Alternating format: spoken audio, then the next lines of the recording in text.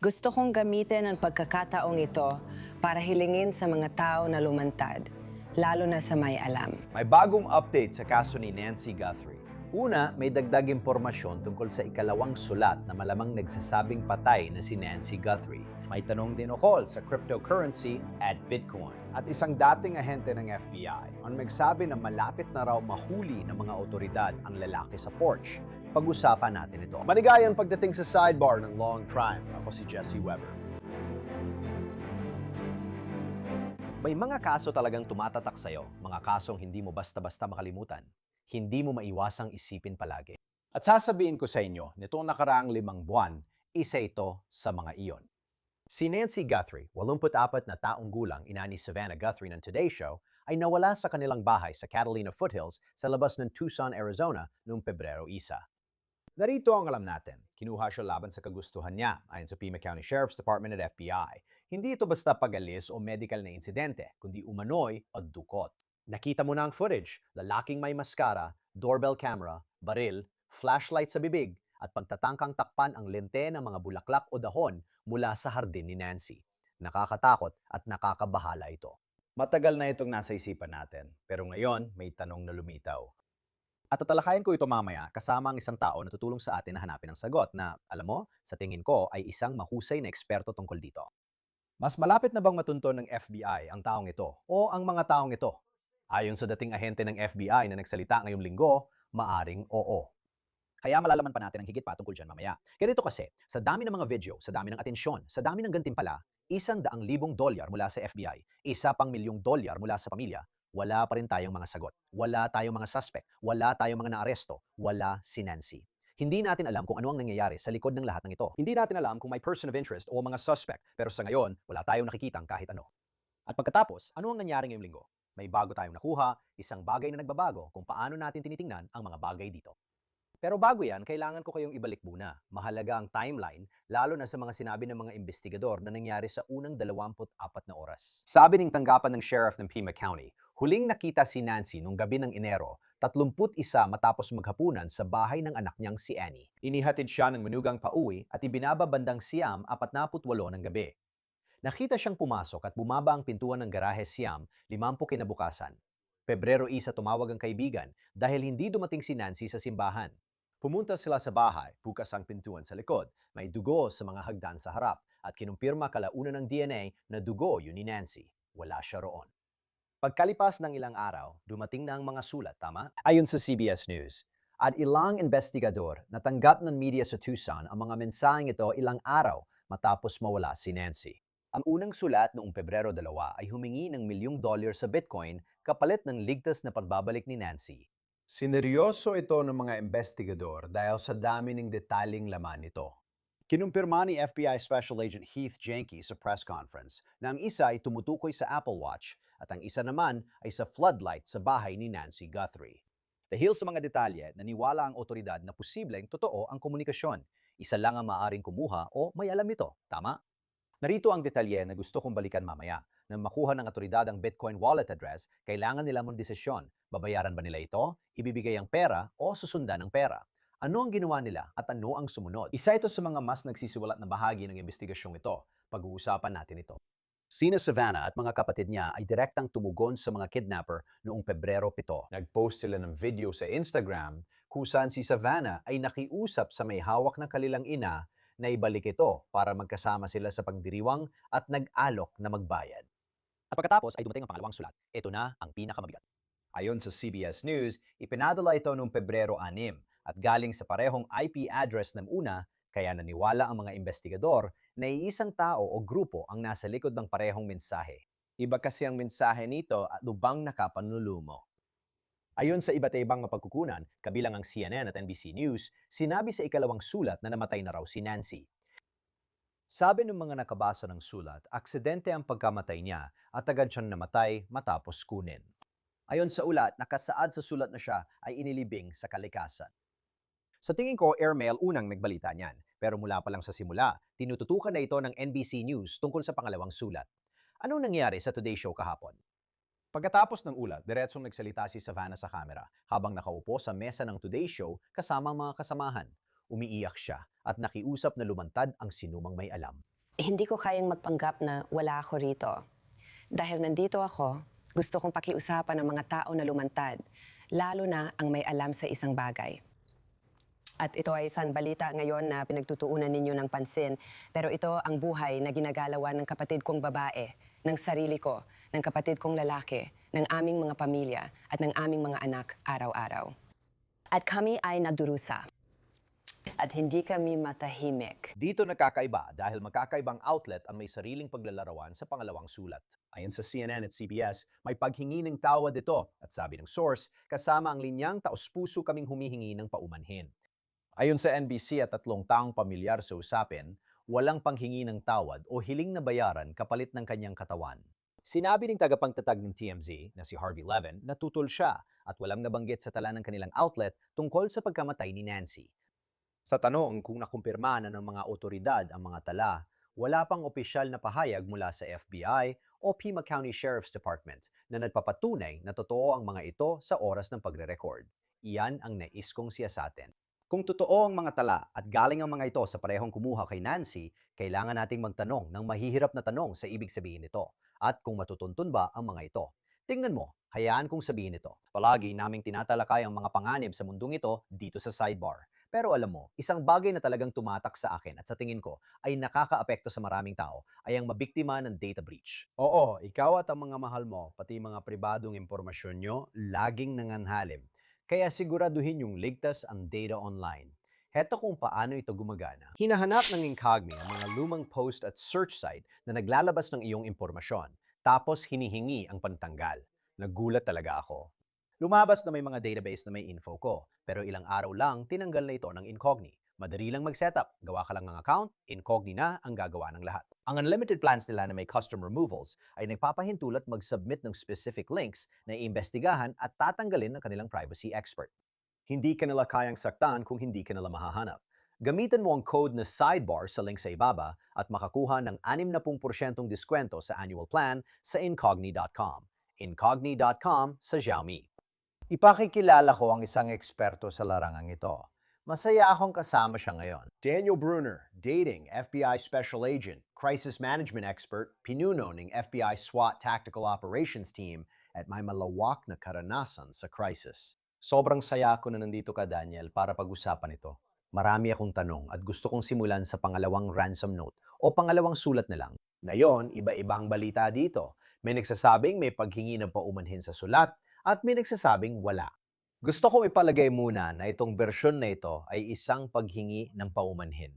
Kung humihingi sila ng paumanhin at sinasabing patay na si Nancy Guthrie at inilibing na siya sa kalikasan, hindi ba't may ibig sabihin yon tungkol sa kanila? Ngayon, hindi ko alam kung nagsasabi sila ng totoo, pero hindi ba't may sinasabi yon tungkol sa nagpadala o sa mga nagpadala? Sa tingin ko, oo. Ibig ko sabihin, alam mo, marami akong nabasa nitong mga nakaraang araw. Maraming ahente ng FBI ang lumilitaw at nagsasabi ng opinyon kung paano at ano ang ibig sabihin nito. Sa karaniwang kidnapper, humihingi ba sila ng paumanhin? Hindi sila humihingi ng paumanhin.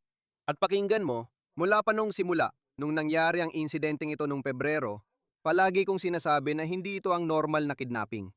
Hindi ito sumusunod sa karaniwan. At yan ay base pa bago inilabas ang video ng doorbell cam.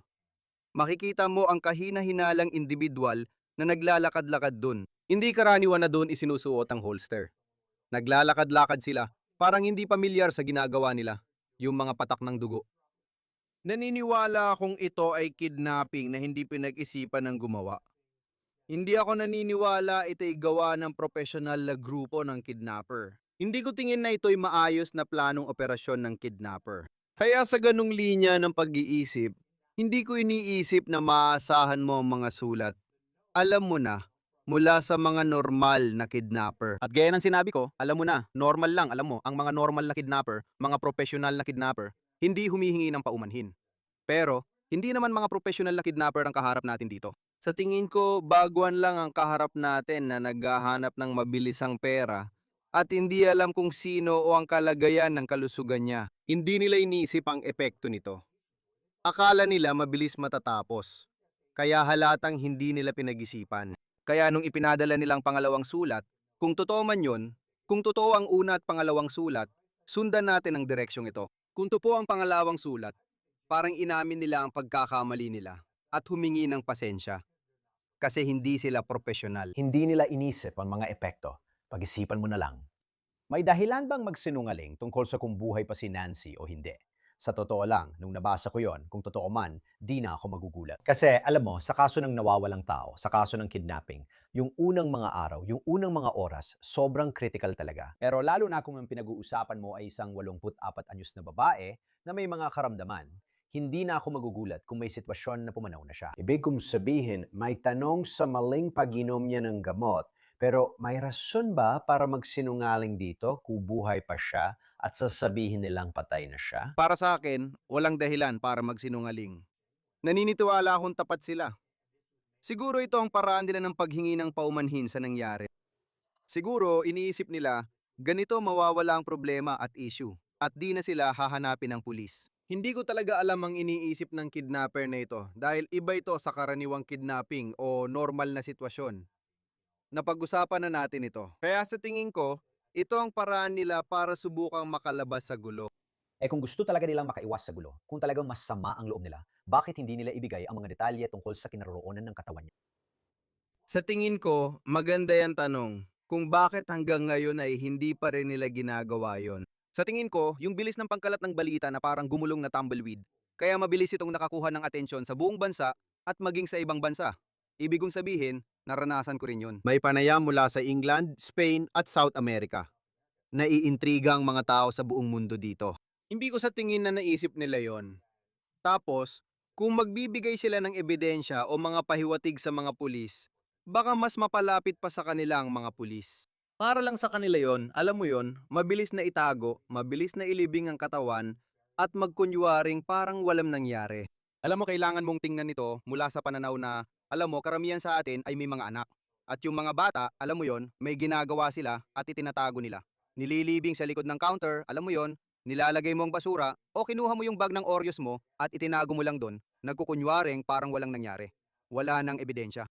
Sa tingin ko, naging isa yon sa pananaw nila. Sa palagay ko, nilagay ni Kash Patel sa alanganin ang posibilidad na maresolba ito ng maayos dahil sa maagang paglabas niya ng video. Dahil doon, nakita ng mga tao sa may pinto na alam na ng lahat ang tungkol sa physical na ebidensya. Backpack, mga baril at BTP. Kaya sinira nila. Kaya kailangan ko nang itapon ito. Sa palagay ko, nilagay ni Kash Patel sa alanganin ng investigasyon dahil sa kakulangan niya at paglabas ng impormasyon. Sa kabilang banda, inilabas mo ang impormasyong iyon sa publiko. Baka may nakakita ng kung ano. Talagang hindi. Hindi. Bakit? Yan ang problema. Nakuha nila ang video na yon. At ito ang dahilan kung bakit tuluyang napunta sa wala ang investigasyon nang inilabas ang video na yon. Nakuha ng FBI ang video na yon at agad itong inilabas. Bawat ahente ng FBI na makakausap mo, bawat investigador, bawat analyst, sasabihin nilang gusto nilang video na yon at gusto nilang pag-aralan ito ng ilang araw. Gusto nilang himayin ito. Gusto nilang alamin kung ano ang backpack, kung ano ang baril, at alam mo, hindi agad ibinibigay ang clue na yon sa mga kidnapper at sasabihin na, hey, alam namin ang suot mo. Alam namin ang ginagawa mo. Alam namin na nandoon ka sa pintuan. Ang huling bagay na gusto mong gawin ay ipaalam sa mga kriminal na sinusundan mo sila dahil napakahalaga ng pisikal na ebidensya sa paglilitis. Kaya kung nagawa nilang matukoy ang backpack, kung sino ang bumili nito, saan ito binili, pero alam natin na agad itong inilabas matapos makuha ng FBI. At alam ko mismo na maraming empleyado ng FBI ang gustong suriin ito. Bilang case agent, gusto ko sana makuha ang video na yon at himayin ito detalye kada detalye.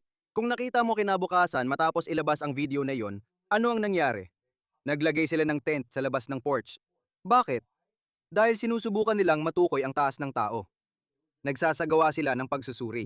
Dapat ginawa yon ilang araw bago inilabas at inanalisa muna ng FBI ang video bago ito inilabas.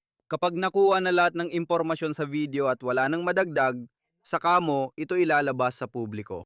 Hindi, patas lang. Ang ibig kong sabihin, kausap mo ang taong naniniwala na kahit may naaresto na sa kasong ito, marami pa rin pagkakataon para sa isang abogado ng depensa na talagang questionin ang ebidensya. Ang ibig kong sabihin, ang posibleng kontaminasyon ng pinangyarihan ng krimen ay isang mahalagang salik. Pero gusto ko lang balikan sandali yung tungkol sa sulat. Paano mapatunayan ng mga autoridad ang sulat o masabi nilang posibleng iisang tao ang nagpadala ng unang sulat? Tama? Yung unang sulat na may ransom demand na may mahahalagang detalye tungkol sa Apple Watch, tungkol sa pouch, tandaan mo yung backlight. Ipinapahiwatig na tanging ang gumawa o pinaghihinala ang gumawa ng krimen ang makakaalam ng mga detalyeng iyon. Paano nila tinitiyak ang pagiging totoo ng mga sulat? At heto ang pangalawa kong tanong. Paano malalaman kung sino ang nagpadala? Alam ko may usapan tungkol sa parehong IP address, parehong computer at proxy servers. Paano nila ina-authenticate ang dalawa? Kung lehitimo ito at galing sa parehong mga tao, paano nila nalalaman kung sino ang nagpadala? Pasensya na Magaganda latang tanong na yan at investigation team ang may kakayahan tumingin doon. Yung IP address, gumagamit ba sila ng Virtual Private Network o VPN para itago kung saan nanggagaling ang email? Lahat ng ito ay siguradong tinitingnan ng FBI analysis team, ng CART team, inaaral nila bawat digital na ebidensya. Alam natin na nagpadala sila ng halagang $157 na crypto sa account na yon para makita kung may magwi-withdraw. Kung mangyari ito, madadagdagan pa ang ebidensya. $152 na Bitcoin, tama? Pasensya na, $152 na Bitcoin. Oo, 152 ng Bitcoin sa account para makita kung sino ang magwi-withdraw nito. At doon magkakaroon ng mas maraming bakas. Magkakaroon ng mas marami, alam mo na, mas maraming paywatig. At alam mo, ang ginagawa namin ay parang naglalatag kami ng pain. Gumagawa kami ng sitwasyon kung saan, ayan, yung mga individual, yung mga pinaghihinalaan ay papasok na. Oo, bawat piraso nito. Ang Behavioral Analysis Unit sa Quantico, mga eksperto sa pag-unawa at pagpasok sa isipan ng mga kriminal na ito. Sigurado akong tiningnan nila ito at nakita nilang pareho ang wika, pareho ang ritmo, pareho ang mga galaw, pareho ang paraan ng pagsusulat. Nagbabagong lahat, gaya ng sabi ko, sa bawat segundo. Sabi nila magkaiba ang wika at tono. Kaya bawat ebidensya mula ng binala ito, paano at bakit ito napunta sa TMZ o sa isang lokal na istasyon, lahat iyon ay sinisiyasat. Ang FBI analysis team, ilan sa pinakamagagaling sa mundo at buong buhay na nila itong ginagawa. Mahahanap nila yan. Kung may posibilidad na may pahiwatig o bakas, susundan nila ito. Sigurado akong sinuri lahat ng bakas para matukoy ang pinagmulan ng mga email at komunikasyon. Bakit email ang ginamit? Sige, tingnan ng mga server. Gmail ba ito? Mag-serve ng search warrant sa Gmail at tingnan ng account. Sino at kailan ito binuksan? Ano ang IP address na ginamit sa pagbukas ng account? Hindi lang email at kung sino ang nagpadala nito ang tinitingnan, kundi pati kung sino, kailan, at saan binuksan ang account. Alam mo, saan galing ang IP address? Ilang beses nila itong na-access at nag-login. Tiningnan lahat. Kaya sigurado akong sinuri nila bawat detalye. Balik tayo sa nabanggit mo. Kailangan magdesisyon ng mga otoridad, di ba? Ano kaya ang gagawin nila sa wallet na ito? Ayon sa New York Post, nagdeposito ang FBI ng $152 na halaga ng Bitcoin sa wallet na yon. Ang hinihingi ay $4 na milyong na halaga ng crypto. Naglagay lang sila ng $152 na banggit mo yung tungkol sa tickling the wire. Hindi pa rin nagagalaw. Nandun lang yon. Bakit sa tingin mo ganon? May ibig ba itong sabihin sa'yo? May nabasa rin ako mga artikulo na nagtatanong kung mali ang ginawa nila. Ano opinion mo? Sa tingin ko, ito mismo ang atensyon ng media sa pangyayari. Atensyon sa lahat ng nangyari. Sa palagay ko, sa opinyon ko, nalaman ng mga dumukot tungkol dito. Kaya nung nagsimulang maghinala ang mga tao, alam mo na parang, sige, humihingi sila ng Bitcoin tapos may mga eksperto sa Bitcoin na nagsasabing, pag nagpadala ka gamit ang Bitcoin, pwede nilang masundan ng withdrawal. Sa tingin ko, posible yon. Isa yon sa mga dapat isalang-alang na hindi sila nag-withdraw dahil hindi nila naisip. Akala nila, alam mo na, walang bakas ng daliri. At pagkatapos, siguro dahil sa panonood ng media, mass media at pagbabasa tungkol dito, dun nila nalaman ang tungkol dito. Kaya kung may hostage situation, ayaw mo ng mass media sa bangko. Ibig sabihin, may sitwasyon ng hostage. Ayaw mo nakatutok ang kamera sa pulis dahil baka mapanood ito ng masasamang loob sa bangko. Ganito rin siguro ang sitwasyon dito. Habang natututo sila habang nangyayari ito, Grabe, kapag winidraw ko ang Bitcoin na yon, matutuntun nila ako. Posibleng kailangan nila itong isalang-alang. Baka kaya nila tiningnan at sinabing, sige, maaring matuntun ako nito. Paulit-ulit mong sinasabi mga kidnapper sila. Sa tingin mo ba marami silang kasamahan dito? Nakita ko rin ang mga ulap na yon. Dapat pa nating paniwalaan na yung palpak na lalaki sa porch ay siya ring tao na posibleng nag-ooperate ng isang sopistikadong crypto, alam mo na, ransom operation? Sa tingin mo ba, posibleng maraming tao ang sangkot dito? Pakinggan mo, hindi ko masasabi, alam mo, bilang isang case agent sa loob ng 20 taon sa New Jersey. Hindi ko kailanman sinasabi ng tiyak na iisa lang ang tao o 10 sila. Kaya Pipiliin kong sabihin na, alam mo, para sa akin, mas malamang na higit sa isang tao ang sangkot dito.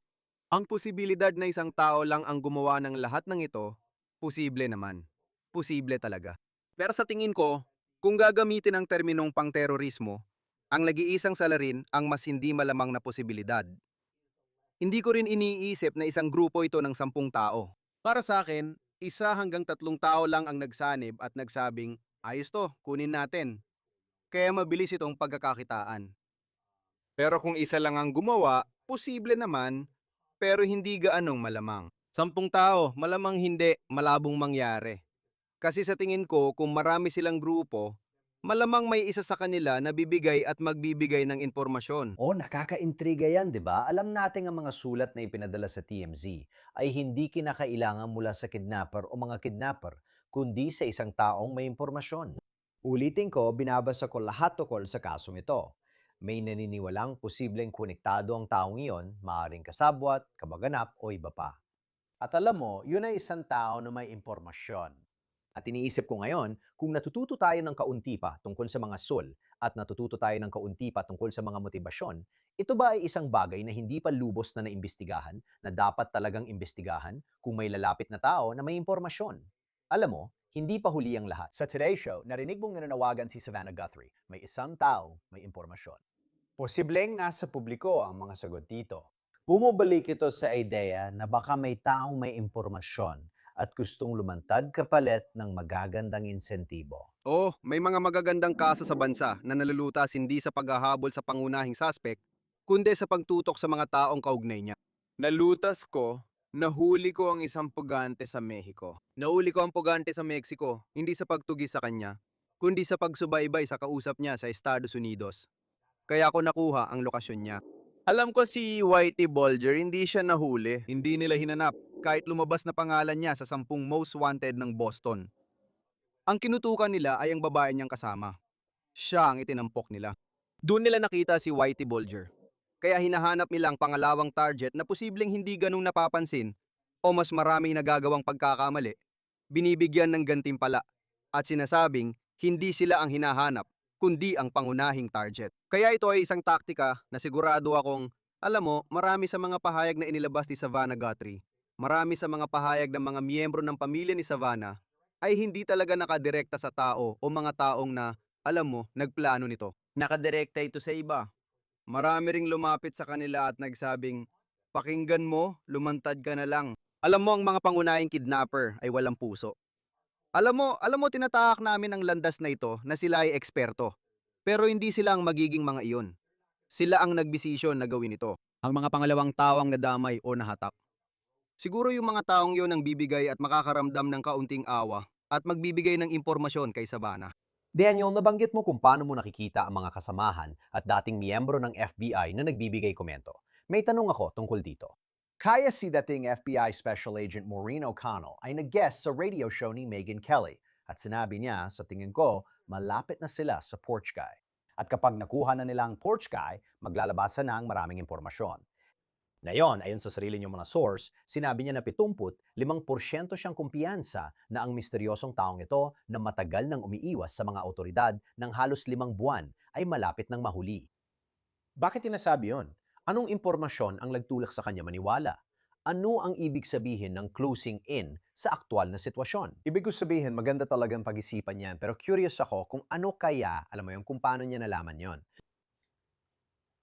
Pakinggan mo, hindi ako nandito para manira, alam mo yon, gaya ng ibang dating miyembro na lumalabas sa ibang network at nagbibigay ng pahayag na 5% na palapit na raw sila.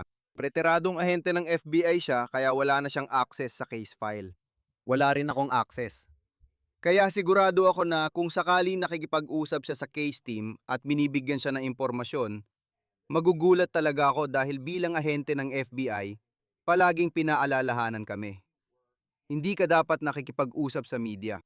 Bilang ahente ng FBI, may public relations kayo. Meron kayong OPA, Office of Public Relations. Pasensya na, OPR. At hindi talaga kayo dapat nakikipag-usap sa media. Kung ibinibigay ang impormasyong yon, magugulat talaga ako na ang isang case agent ay magiging ganun na lang. Alam mo yun, pabaya na parang, oo, mga 75% na kami. Malapit na kami. Malapit na namin makuha ito. Sa tingin ko, ito ang teorya niya. Sa tingin ko, maaaring teorya lang ito. Ulitin ko, mga teorya ko lang ito at wala akong direktang impormasyon. Alam ko ito bilang case agent na may 20 taon karanasan, pero hindi ko alam ang kasaysayan o background niya. Karamihan sa mga ahente umaakyat sa chain of command, kaya posible ring matagal na siyang wala sa aktual na gawain sa kaso.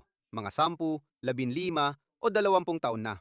Ako, 3 taon pa lang akong wala. Alam ko kung paano ito gumagana sa field. Hindi ko rin alam kung bakit niya sinabi yon. Siguro, gusto lang niya magpakita ng imaheng papalapit na sila at mas nakakakuha ito ng atensyon. Doon, pwede siyang makakuha ng impormasyon ng kaso. Magugulat ako kung may case agent na nakikipag-usap sa media. Isa pang bagay bago kita pakawalan. Ito ay isang bagay na aking pinag-isipan, isang bagay na aking inaasahan. Nakakita na ako ng mga kasong ginamitan ng genetic genealogy. O sa pamamagitan ng investigasyon, may tao na silang pinaghihinalaan. Mayroon silang isang taong pinagsususpetsyahan. At sinisimilan nilang obserbahan ang taong ito at hinihintay nilang magtapon siya ng anumang bagay tulad ng straw, kahon ng pizza o kung ano paman. Kinukuha nila ito at ipinapadala para sa pagsusuri, tapos ikinukumpara sa forensic na material mula sa pinangyarihan. Pwedeng matagalan ito. Posible bang nangyayari na ito ngayon? Oo, siguradong sigurado. At mula noon, dito ko na ibabalik sa paghadlang sa investigasyon na ginawa ni Kash Patel. Nadlangan nito ang posibilidad na matunton ang individual. Ang isang tao na nasa posisyon bilang direktor, leader o presidente ay hindi dapat nakakaapekto sa takbo ng anumang ginagawa sa field. Hindi dapat nakikialam ang direktor ng FBI sa investigasyon sa field. Pero ginawa niya ito nang ilabas ang video. Hindi lang ito ang beses na nakaapekto siya sa investigasyon. Hindi siya mahusay na direktor, lalo na't ginagamit pa niya ang social media para makialam. Dahil sa paggadlang na yon, nagkaroon sana ng posibilidad ang case team na mahanap ang taong ito. Sana napalapit sila sa kanya. Sana nakapagsagawa sila ng surveillance. Hindi kailangan ipakita agad sa publiko ang video hanggat hindi pa ito lubusang nasusuri. Natukoy sana nila ang lokasyon. Sana nasundan nila ang isang tao. Sana nakapagsagawa sila ng surveillance, nakapagtipon ng ebidensya, tulad ng sinabi mo, ebidensya ng DNA. Sa pagbago nila ng direksyon, mas pinahirap nila ngayon ang paglapit sa isang tao na pinaghihinalaan. Hindi nito binabago ang katotohanang posibleng nandun pa rin sila. Ngunit oo, ang pagkuha ng DNA at physical na surveillance, old school. Sundan lang ang tao at obserbahan ang araw-araw nilang galaw. Kung may DNA na iniwan ng tao, naniniwala akong malamang na may ebidensya ng DNA dun sa kung saan, sana nga. Pero napakahirap talagang hanapin ang maliit na ebidensyang yon sa loob ng bahay. Pero sino ang pinakamahusay? Ang FBI Evidence Response Team ay ilan sa pinakamahusay sa mundo. Mahahanap nila yon. Kapag nahanap ng surveillance team ang tao, sana makuha nila ang DNA. Sana yun nga ang mangyayari. Daniel Bruner, salamat sa pagpunta. Nagustuhan ko ang usapan natin at matagal ko na itong gustong pag-usapan. Mahalaga talaga ang mga pangyayaring ito, kaya dapat pag-usapan. Salamat sa oras mo. Ikinagagalak ko. At iyan lang muna ang meron kami para sa iyo dito sa Sidebar. Maraming salamat sa inyong lahat sa pagsama sa amin. At gaya ng dati, pakisubscribe po sa YouTube, Apple Podcasts, Spotify o kung saan man kayo nakikinig ng inyong mga podcast. Mapapanood niyo rin kami sa Peacock ng NBC. Sundan niyo ako sa X, Instagram at sa show kong Jesse Weber Live, Lunes-Biyernes, 11:00 PM Eastern. Hanggang sa susunod mga kaibigan.